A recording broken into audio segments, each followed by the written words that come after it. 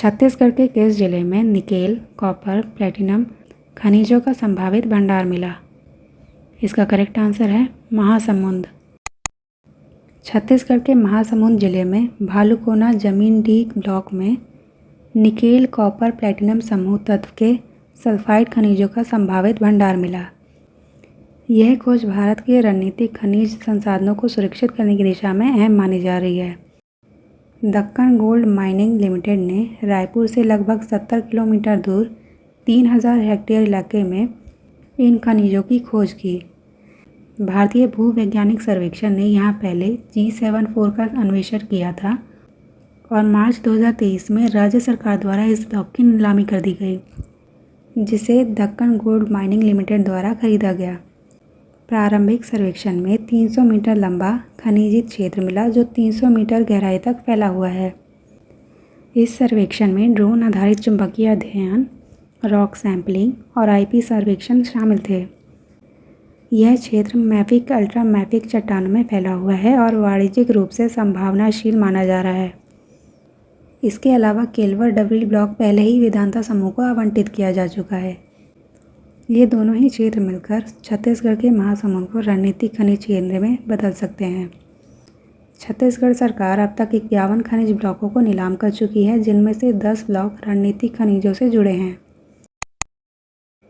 राष्ट्रीय हरित hydrogen mission के अंतर्गत किस संस्था ने देश की पहली हरित अमोनिया खरीद नीलामी आयोजित की? इसका करेक्ट आंसर है भारतीय सौर ऊर्जा निगम। भारतीय सौर निगम ने देश की पहली हरित अमोनिया खरीद नीलामी आयोजित की। यह नीलामी साइट योजना के अंतर्गत की गई। साइट योजना इस नीलामी में 55.75 रुपये प्रति किलोग्राम की रिकॉर्ड कम कीमत प्राप्त हुई, जो पिछले वर्ष की बेंचमार्क कीमत से लगभग आधी है। यह नीलामी पारादीप फॉस्फेट लिमिटेड उड़ीसा को प्रति वर्ष 75,000 मीट्रिक टन हरित अमोनिया आपूर्ति हेतु थी। यह 13 नियोजित नीलामियों में पहली है, जिसका कुल लक्ष्य 7.24 लाख मीट्रिक टन प्रति वर्ष है। यह कीमत 10 वर्षों के लिए स्थिर रहेगी, जिससे हरित ईंधन को बढ़ावा मिलेगा। इस नीलामी प्रक्रिया में solar energy corporation of India मध्यस्थ खरीदार की भूमिका में था, जो नवीन और नवीकरणीय ऊर्जा मंत्रालय और उर्वरक विभाग के साथ मिलकर काम कर रहा था। इस योजना में भुगतान सुरक्षा तंत्र शामिल है, जो डेवलपर्स का विश्वास बढ़ाएंगे। हरित अमोनिया जैसे विकल्प जीवाश्म आधारित उत्पादों के प्रतिस्पर्धी बन सकते हैं। सरकार का लक्ष्य है भारत को हरित हाइड्रोजन और अमोनिया का वैश्विक केंद्र बनाना। यह पहल घरेलू उत्पादन बढ़ाने और आयात पर निर्भरता घटाने की दिशा में महत्वपूर्ण कदम रहा। अगली 12 नीलामियों में मूल्य स्थिरता और वैश्विक भागीदारी की उम्मीद है। इन प्रक्रियाओं के साथ भारत नेट जीरो उत्सर्जन 2070 के लक्ष्य की ओर तेजी से बढ़ रहा है। पोलैंड में आयोजित भाला फेंक प्रतिस्पर्धा में भारत की किस महिला खिलाड़ी ने स्वर्ण पदक जीता? इसका करेक्ट आंसर है अन्नू रानी। पोलैंड में आयोजित भाला फेंक प्रतिस्पर्धा में भारत की अन्नू रानी ने स्वर्ण पदक जीता।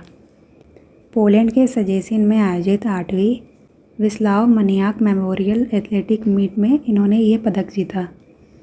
इन्होंने अपने दूसरे प्रयास में 62.59 मीटर का भाला फेंका और इस सीजन का यह सर्वश्रेष्ठ प्रदर्शन था। यह थ्रो उनके करियर का 5वां सर्वश्रेष्ठ और लगभग 2 वर्षों में सबसे बेहतर प्रदर्शन रहा। अन्नू रानी ने इस प्रतिस्पर्धा में कुल 3 बार 60 मीटर से अधिक दूरी का भाला फेंका, जिनमें शामिल है पहला 60.95 मीटर का, दूसरा 62.59 मीटर का और छठा 60.07 मीटर का। यह प्रदर्शन मई 2024 के बाद पहली बार था जब उन्होंने 60 मीटर का आंकड़ा पार किया। इससे पहले इस सीज़न का उनका सर्वश्रेष्ठ प्रदर्शन 58.82 मीटर का मुंबई की प्रतिस्पर्धा रही। वे पेरिस ओलंपिक 2024 में फाइनल में अपनी जगह नहीं बना पाई थी, तब उनका थ्रो 55.81 मीटर का था। अन्नू रानी के नाम भाला फेंक में 63.82 मीटर का राष्ट्रीय रिकॉर्ड है, जो इन्होंने 2022 में बनाया। यह जीत उनकी विश्व एथलेटिक चैंपियंस 2025 के लिए रैंकिंग कोटा से योग्यता की संभावना को मजबूत करती हैं। इस प्रदर्शन के बाद वे विश्व की शीर्ष 15 महिला भाला फेंक खिलाड़ियों में शामिल हो गई हैं। अन्य भारतीय प्रदर्शन। इस मीट में पूजा ने महिलाओं की 800 मीटर की दौड़ में तीसरा स्थान प्राप्त किया। वहीं जीसना मैथ्यू ने महिलाओं की 400 मीटर की दौड़ में छठा स्थान हासिल किया। विस्लाव मनियाक मेमोरियल एथलेटिक्स मीट, इसका यह 8वां संस्करण था, जिसका आयोजन पोलैंड के सजेसिन शहर में 5 से 6 अगस्त 2025 को किया गया। यह इवेंट विश्व एथलेटिक कॉन्टिनेंटल टूर में ब्रॉन्ज स्तर की प्रतिस्पर्धा थी। इस अंतर्राष्ट्रीय प्रतियोगिता में विभिन्न देशों के एथलीटों ने भाग लिया। इसकी प्रतिस्पर्धाओं में भाला फेंक, गोला फेंक, लंबी कूद, ऊंची कूद, 100 मीटर, 400 मीटर, 800 मीटर की दौड़ सहित ट्रैक और फील्ड सहित कई स्पर्धाएं शामिल होती हैं। भारत में खाद्य और शांति के क्षेत्र में दिया जाने वाला नया वैश्विक पुरस्कार किस भारतीय वैज्ञानिक के नाम पर शुरू किया गया है? इसका करेक्ट आंसर है MS स्वामीनाथन। MS स्वामीनाथन के नाम पर हाल ही में खाद्य एवं शांति के लिए एक अंतर्राष्ट्रीय पुरस्कार की शुरुआत की गई। इस पुरस्कार को देने का उद्देश्य है विकासशील देशों में खाद्य सुरक्षा और सतत कृषि में महत्वपूर्ण योगदान को सम्मानित करना। प्रधानमंत्री नरेंद्र मोदी ने इस पुरस्कार की घोषणा नई दिल्ली में आयोजित MS स्वामीनाथन शताब्दी अंतर्राष्ट्रीय सम्मेलन में की। इसी मौके पर स्वामीनाथन पर एक स्मारक डाक टिकट भी जारी किया गया। इस नए पुरस्कार के पहले विजेता रहे डॉक्टर अरिनारे, जो नाइजीरिया से हैं। इन्हें भूख मिटाने के प्रयासों के लिए सम्मानित किया गया। यह पुरस्कार वैज्ञानिक नवाचार के माध्यम से भूख से लड़ने के स्वामीनाथन के मिशन का प्रतीक है। MS स्वामीनाथन का निधन 23 सितंबर 2023 को 98 वर्ष की आयु में हुआ। उन्हें मरणोपरांत भारत रत्न 2024 से सम्मानित किया गया। उनके कार्यों ने हरित क्रांति के दौरान भारत को खाद्य आत्मनिर्भरता की दिशा में अग्रसर बनाया।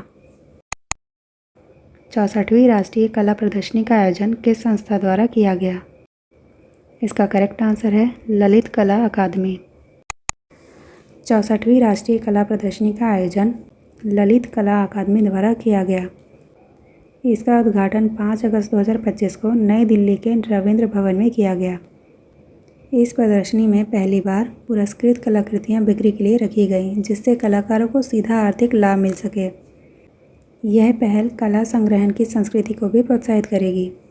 इसका उद्देश्य है भारतीय कलाकारों को आत्मनिर्भर बनाना और उनकी कला को व्यावसायिक अवसरों से जोड़ना। यह निर्णय राष्ट्रीय सांस्कृतिक मानचित्र मिशन के अनुरूप लिया गया है। इस समारोह के उद्घाटन में केंद्रीय संस्कृति और पर्यटन मंत्री गजेंद्र सिंह शेखावत मुख्य अतिथि रहे और इसमें 20 कलाकारों को ललित कला अकादमी पुरस्कार से भी सम्मानित किया गया।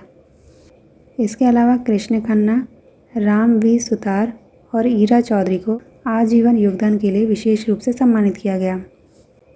इस प्रदर्शनी में 2 प्रमुख पुस्तकों का भी विमोचन किया गया, 64वीं प्रदर्शनी सूची और print maker for all seasons. Lalit कला अकादमी, जिसकी शुरुआत 1954 में की गई, भारत सरकार द्वारा यह एक स्वायत्त निकाय के रूप में स्थापित की गई। यह संस्था पारंपरिक, आधुनिक और समकालीन भारतीय कला को प्रोत्साहित करती है। यह देश भर के कलाकारों को साझा मंच प्रदान करती है। लद्दाख का पहला बोटैनिकल गार्डन किस गांव में विकसित किया जा रहा है? इसका करेक्ट आंसर है श्योक। श्योक गांव में गलवान घाटी मार्ग पर लद्दाख का पहला बोटैनिकल गार्डन विकसित किया जा रहा है। यह गार्डन कुल 10 हेक्टेयर बंजर भूमि को हरित क्षेत्र में बदल रहा है। इस परियोजना के 2019 तक पूरा करने का लक्ष्य है। यह परियोजना गो ग्रीन, गो ऑर्गेनिक अभियान का हिस्सा है। इस परियोजना का उद्देश्य है बंजर जमीन को पारिस्थितिकी रूप से पुनर्जीवित करना, स्थानीय फल, औषधीय पौधों और चट्टानों का संरक्षण करना। इस क्षेत्र में इको टूरिज्म और युद्ध पर्यटन को भी बढ़ावा देने की योजना है। इस परियोजना के तहत बगीचे में सेब, खुबानी जैसे फलदार वृक्ष, हिमालयी दुर्लभ वनस्पतियाँ और औषधीय पौधे शामिल होंगे। लेह हिल काउंसिल भूमि समतलीकरण और जल संग्रहण की सहायता करेगा। इस परियोजना से पर्यावरण संरक्षण, स्थानीय आमदनी और शोध कार्यों को बढ़ावा मिलेगा। इसके अलावा ग्रामीणों की भागीदारी और सामुदायिक स्वामित्व की भावना को भी बल मिलेगा। कर्तव्य भवन 3 किस बड़ी परियोजना का हिस्सा है? इसका करेक्ट आंसर है सेंट्रल विस्टा पुनर्विकास योजना।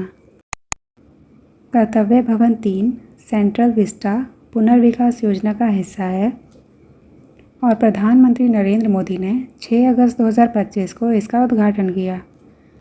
इस योजना के तहत 10 सेंट्रल सचिवालय भवनों का निर्माण किया जा रहा है, जिसमें कर्तव्य भवन 3 नौकरशाही के लिए विकसित किया जा रहा है। इस भवन निर्माण का उद्देश्य है विभिन्न मंत्रालयों को एक ही परिसर में लाकर कार्यकुशलता को बढ़ाना। कर्तव्य भवन 3 में ये मंत्रालय और कार्यालय स्थित होंगे, जिनमें शामिल है गृह मंत्रालय, विदेश मंत्रालय, ग्रामीण विकास मंत्रालय, MSME मंत्रालय, DOPT, पेट्रोलियम एवं प्राकृतिक गैस मंत्रालय। इसके अलावा प्रधान वैज्ञानिक सलाहकार का कार्यालय भी। वर्तमान में कई मंत्रालय पुरानी एवं अक्षम इमारतों में संचालित हो रहे हैं। सेंट्रल सचिवालय भवन 1 और 2 अगले महीने तक बनकर तैयार हो जाएंगे, जबकि सेंट्रल सचिवालय भवन 6, 7 और 10 अगले साल या अक्टूबर 2026 तक पूरे हो सकेंगे।